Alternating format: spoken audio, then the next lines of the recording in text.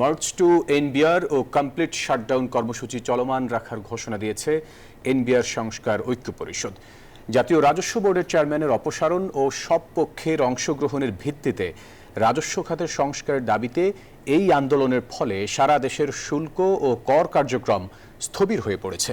থমকে গেছে চট্টগ্রাম সহ বেশিরভাগ বন্দর দিয়ে আমদানি ও রপ্তানি পণ্যের শুল্কায়ন। চট্টগ্রাম বন্দরে ভয়াবহ কন্টেইনার জটের আশঙ্কা করছে কর্তৃপক্ষ। পণ্য খালাস কার্যক্রম ব্যাহত হওয়ায় ডেমারেজ গুনতে হচ্ছে আমদানিকারকদের। এমনকি গার্মেন্টস পণ্য রপ্তানিও নেমে এসেছে শূন্যের কোটায়। এনবিআর সংস্কার ঐক্য পরিষদের ব্যানারে রোববার সকাল থেকে মিছিল আর স্লোগান দিয়ে আগারগাঁও রাজস্ব ভবনের সামনে জড়ো হন আন্দোলনরত কর্মীরা।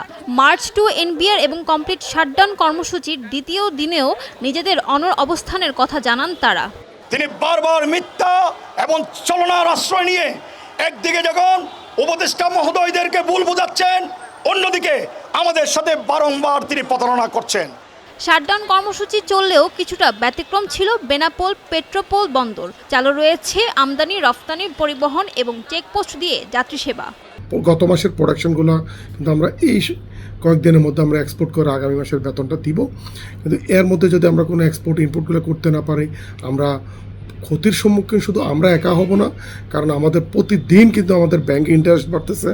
একদিকে যেমন কাঙ্ক্ষিত রাজস্ব আদায় হচ্ছে না, অন্যদিকে বন্দর থেকে পণ্য খালাস না হওয়ায় বন্দরে গুদামে পড়েছে পণ্য জট। বন্দরে একটা কন্টেনার 4 গুন্ডায় মারে, কন্টেনার আগা 4 দিন পর থেকে, কিন্তু কাস্টমার তো এটা বুঝতেছে না। খাদ্যদ্রব্যর দাম বেড়ে যাবে, শিল্প পণ্যের কাঁচামাল আসতে পারবে না, শিল্প প্রতিষ্ঠান বন্ধ হয়ে যাবে, সব জায়গায় এটার ইফেক্ট হবে। দিনাজপুরের হিলি স্থলবন্দরে দ্বিতীয় দিনের মতো দাপ্তরিক সকল প্রকার কার্যক্রম বন্ধ থাকায় জনশূন্য হয়ে পড়েছে পানামা হিলি পোর্ট লিংক লিমিটেডে অবস্থিত সকল কার্যালয়। সোনা মসজিদ স্থলবন্দরে আমদানি রপ্তানি বন্ধ থাকায় বাংলাদেশ অংশে বেশ কিছু এবং ভারতের মোহদীপুরে শতাধিক পণ্যবাহী ট্রাক আটকা পড়েছে। সাতক্ষীরার ভোমরা বন্দরে রপ্তানির অপেক্ষায় গত 4 দিন ধরে 250 থেকে 300টি পণ্যবাহী ট্রাক আটকা পড়েছে। সীমান্তের ওপারে ভারতের গোজাডাঙ্গায়ও বাংলাদেশের প্রবেশের অপেক্ষায় আছে প্রায় সমপরিমাণ পরিবহন।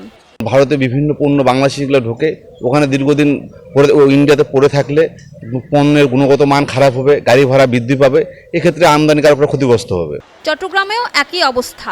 শাটডাউন কর্মসূচির কারণে থমকে গেছে আমদানি ও রপ্তানি পণ্যের শুল্কায়ন। পণ্য খালাস কার্যক্রম ব্যাহত হওয়ায় জাহাজ ডেমারেজ গুনতে হচ্ছে আমদানিকারকদের।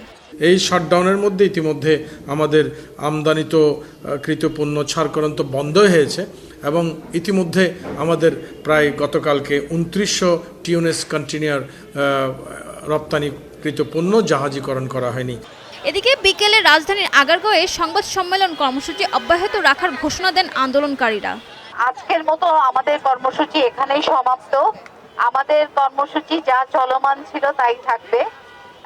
যদি এর মধ্যে কোনো পরিবর্তন আসে আপনাদেরকে প্রেস রিলিজের মাধ্যমে আমরা জানিয়ে দেব।